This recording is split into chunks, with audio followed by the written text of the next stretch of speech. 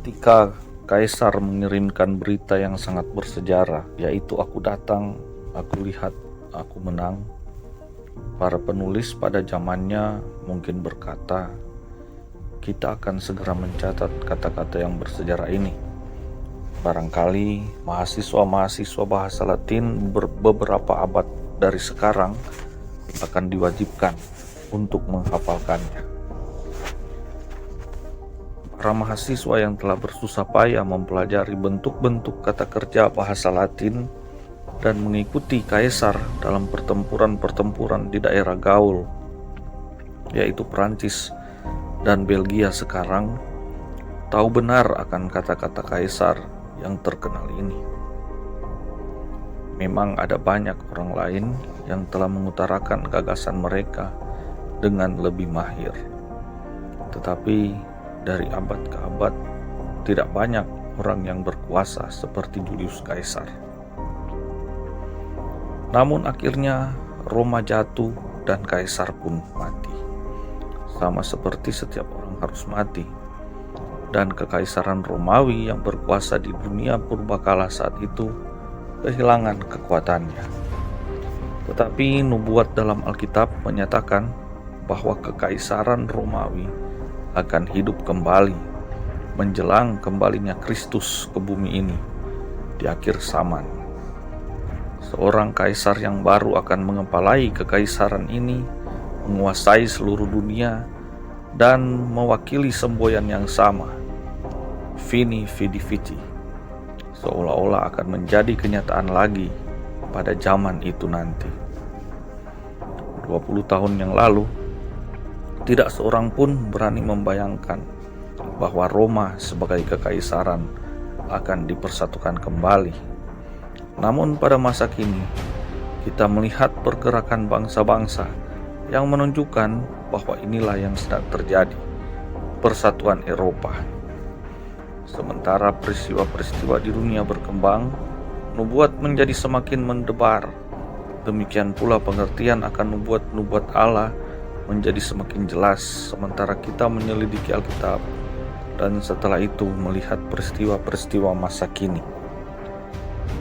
Di dalam kitab Daniel pasal 12, kita diberitahu bahwa nubuat tidak akan dipahami sampai pada akhir zaman. Pada waktu banyak orang akan menyelidikinya dan pengetahuan akan bertambah. Nubuat tidak akan dipahami sampai pada akhir zaman, sampai ketika nubuat itu mulai nyata tergenapi. Kita diberitahu bahwa sungguh Tuhan Allah tidak berbuat sesuatu tanpa menyatakan keputusannya kepada hamba-hambanya, para nabi, di Amos 3 ayat 7, dan termasuk hamba-hambanya di perjanjian baru hingga saat ini, yaitu kita semua yang teguh memiliki hubungan dengan Dia. Dengan kata lain, apabila Allah bermaksud memulai suatu gerakan yang penting dalam sejarah umat manusia, sejauh itu menyangkut programnya, Ia akan mengutarakannya terlebih dahulu. Penulis buku ini tidak percaya bahwa pada masa kini kita mempunyai nabi-nabi yang menerima wahyu langsung dari Allah. Tetapi kita mempunyai nabi-nabi yang diberi wawasan yang khusus tentang nubuat. Allah sedang membuka kitab para nabi bagi banyak orang. Inilah satu sebab mengapa kita menemukan semakin banyak kajian-kajian tentang nubuat Alkitab dimanapun orang-orang Kristen berada, di berbagai media-media Kristen. Sebuah pepatah berkata, semua jalan menuju ke Roma. Apa kaitannya dengan Alkitab? Di dalam Alkitab, di manakah kita dapat menemukan nubuat tentang bangkitnya kerajaan Romawi yang baru? Pertama-tama, kita akan menyelidiki ini seorang nabi besar, Daniel. Daniel pasal 7 ditulis kira-kira pada permulaan abad ke-6 sebelum Masehi, ketika Babel masih merupakan kerajaan yang memerintah di dunia ini. Dalam bagian pertama di pasal tersebut, kepada Nabi Daniel berturut-turut diperlihatkan kerajaan-kerajaan yang akan muncul di panggung sejarah dan mempunyai kuasa atas seluruh bumi.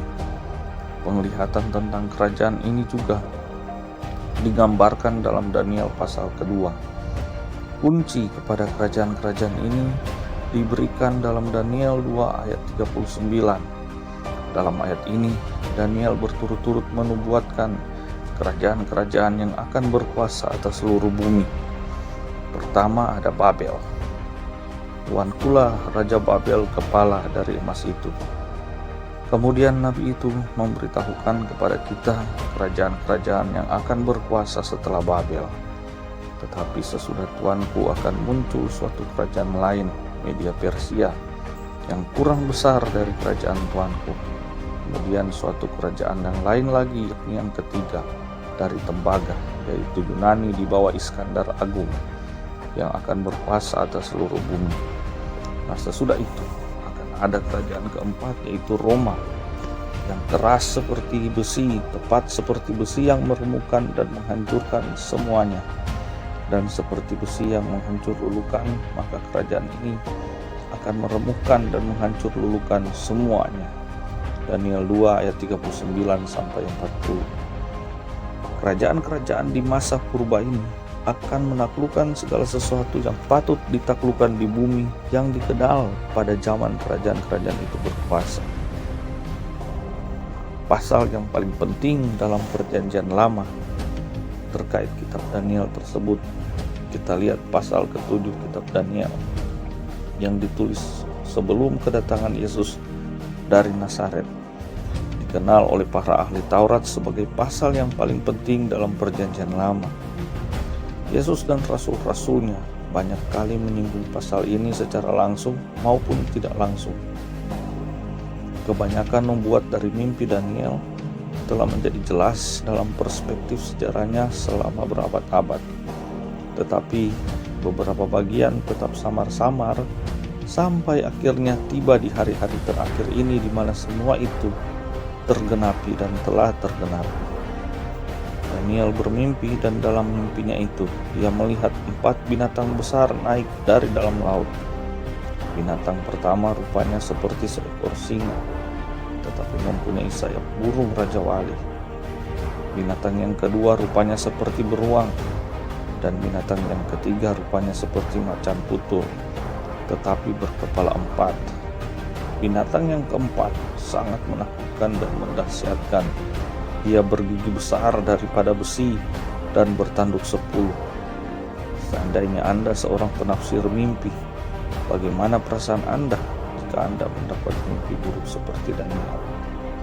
Mungkin Anda bersimpati kepada nabi itu ketika ia berkata bahwa ia terharu dan sangat gelisah. Tapi kita tidak usah dibingungkan oleh kerumitan gambaran-gambaran ini. Daniel meminta penjelasan tentang semuanya itu dari malaikat yang merupakan penafsir resmi atas penglihatan mimpi itu. Binatang-binatang besar yang 4 ekor itu ialah 4 raja, 4 kerajaan yang akan muncul dari dalam bumi di masa Daniel. Daniel 7 ayat 17. Siapakah keempat kerajaan itu? Kerajaan pertama ialah Babel yang menjadi kekaisaran dunia dalam tahun 606 sebelum Masehi. Ketika negeri itu menaklukkan Mesir, Nebukadnezar mengambil alih kekaisaran Babel pada waktu ayahnya wafat dan membuatnya menjadi kerajaan besar di dunia di masa itu. Kerajaan kedua yang serupa dengan beruang ialah kekaisaran Media dan Persia, Daniel 8 ayat 20.